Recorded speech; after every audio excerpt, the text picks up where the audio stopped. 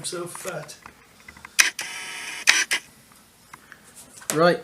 Do you want to tell us what a technicolour yawn is then, Dad? Are we recording? Uh-huh. So anyway, I've got this story for you. It's called the Boxing Day Technicolour Yawn. Well, I'll tell you what a Technicolour yawn is, but I think you'll guess by the end of the story. Where were you then? What happened? Well, it was Christmas at some time when everybody in the family wasn't dead. So your mum had got a mum, and your mum's mum had got a mum, and your mum's mum, called Mona, was like the matriarch of the family, and so liked to take everybody out on Boxing Day because it was absolutely loaded.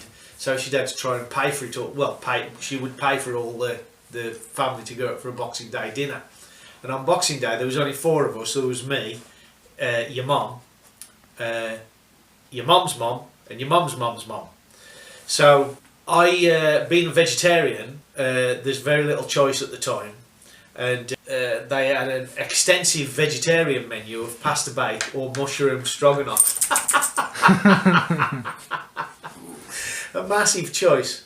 So in the interest of variety and getting off my pasta bake addiction, I decided to go for mushroom stroganoff, which was quite nice. And at the night time we were going to go over to my mum and dad's house and take our kids with us, which at the time were a Rottweiler cross and a Labrador cross called Jumble and Misty, in that order. And I had this yeah, okay Lucy, chill out.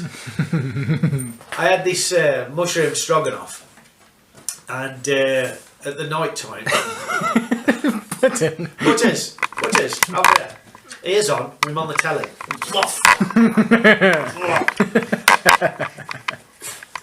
Button, stop being an arse.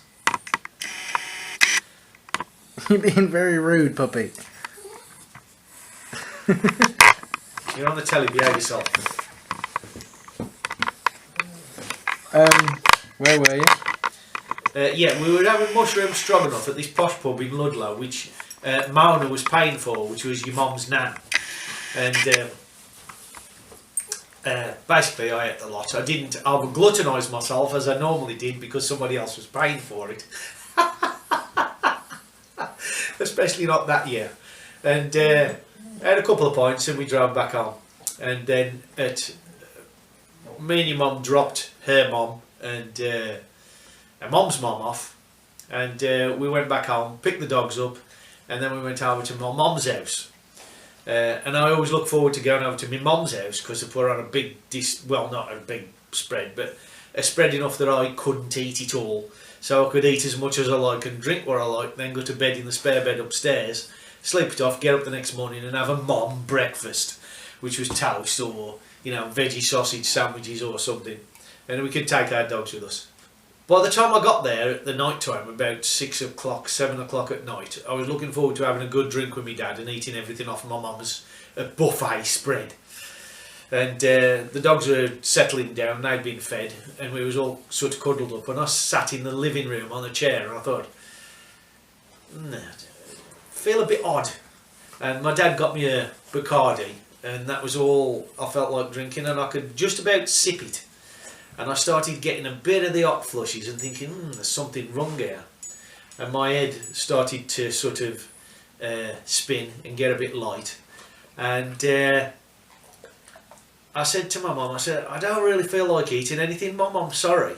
And I don't feel like drinking anything, Dad. You know, I can't drink this Bacardi. And I don't feel very well. And I just said, I'll go and lie down a bit upstairs to see if I feel any better. And I went upstairs onto the spare bed that they'd got sorted out for me and Elaine.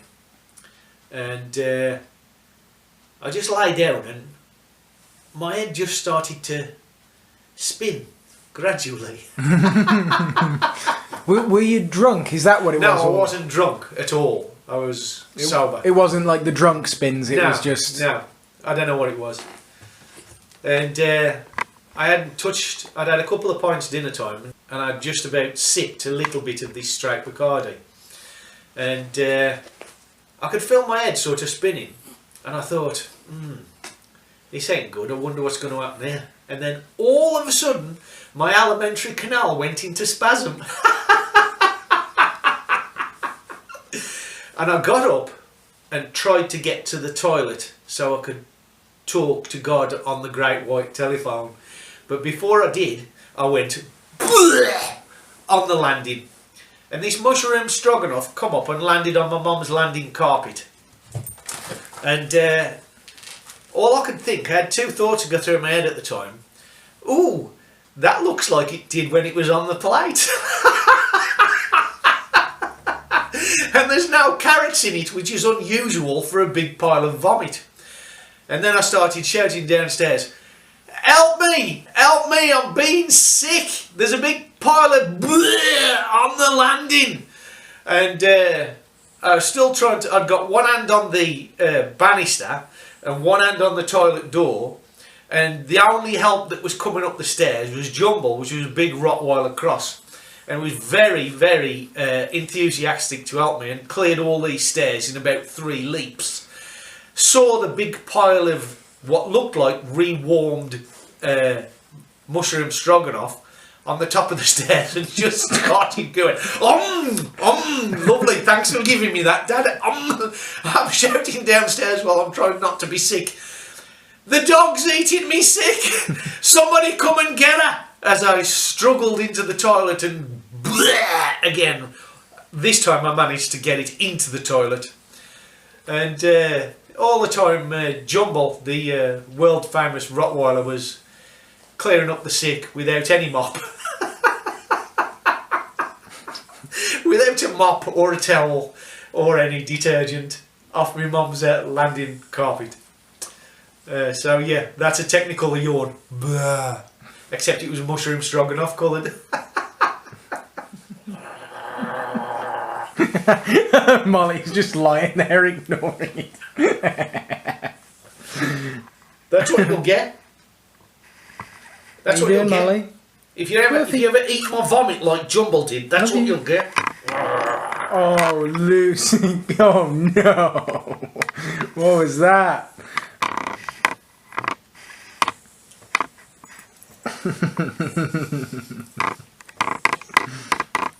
That's a cute picture.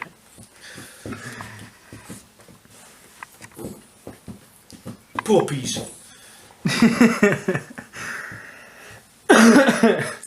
We got a very cute little thing here. Smile for the camera, Dad, like, so I can get a thumbnail. Smile, like give us. Pups! Oh, look at me! There you go. Cool.